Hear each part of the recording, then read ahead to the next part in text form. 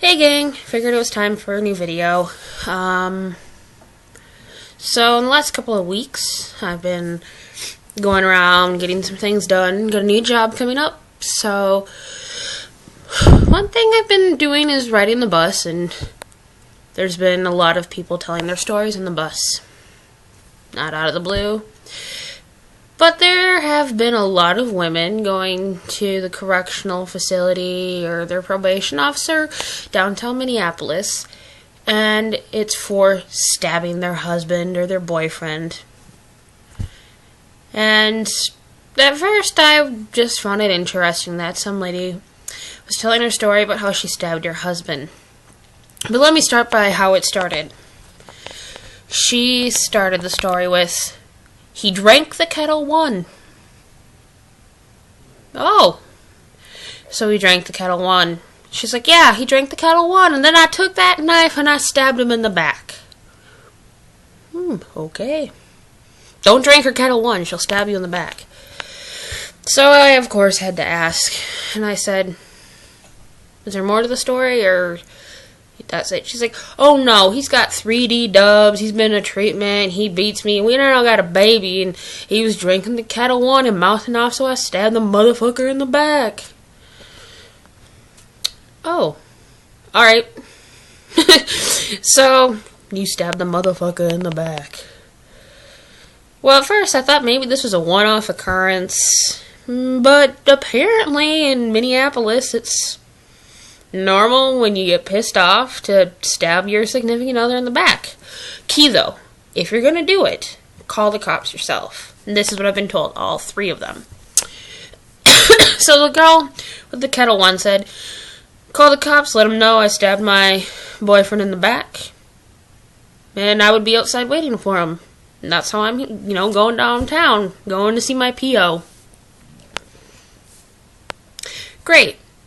Next day, next instance, this woman is sitting there and she's talking about how her and her boyfriend had just moved in together and things were going so great. And then he started drinking the Grey Goose. Now let me preface with all these stories here is these are some very hood folk. She goes, "Well, he was drinking the Grey Goose and he started talking to some broads on Facebook, so I stabbed him in the leg." Oh, alright. Stabbed him in the leg. She's telling this other girl the story. I'm eavesdropping, of course, because I can't believe in 1 week there's been two people.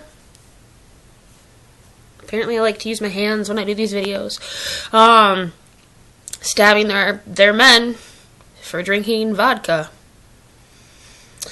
Well, then the girl looks at her and goes, "Girl, there's gotta be more to the story than just drinking at a Grey Goose and talking to some broads."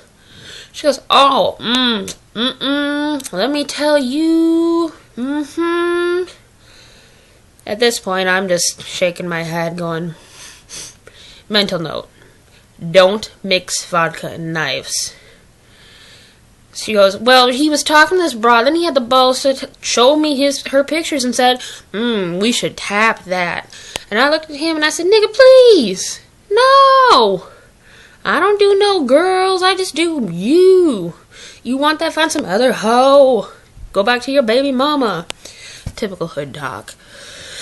At this point, I'm like, alright, two people, vodka arguments, stabbing. Well, then today, as I'm sitting downtown at the government center, I'm talking to this guy, and he had said he was there to file charges because his girlfriend stabbed him in the forearm. At this point, I'm thinking deja vu. Like, honestly, you can't make this stuff up. This is not something that can be made up. And I go, well, what was going on? Were you drinking? Were you what? He's like, "Oh, no, I've been sober for about a year because of my drinking and had a problem." So, the vodka didn't get him in trouble. He's like, she was drinking some margaritas with some friends at the bar, came home, and I said the wrong thing, and she stabbed me. Well, once again, guess don't drink and be around knives. So this has me questioning, what is the craziest thing you've done to your significant other?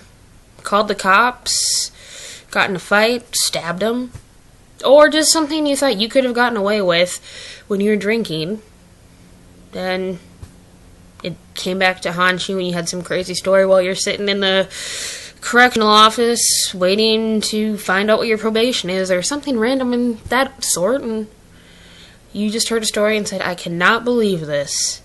There's some things you can hear and you know are going to happen, but there's that one point where you just go, what? You can't make this shit up. I mean, the story is so out there, you can't make this shit up. So for today's video, remember, don't drink the vodka and be around knives. And if you guys have any topics or anything you want to talk about or have me bring up, just shoot a comment below or send me an email or something. And let's get this webcast a little more exciting or duller, because I know I can be both. I can be boring and exciting.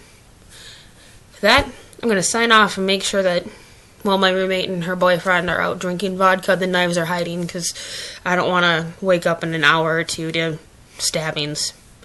Alright. Peace.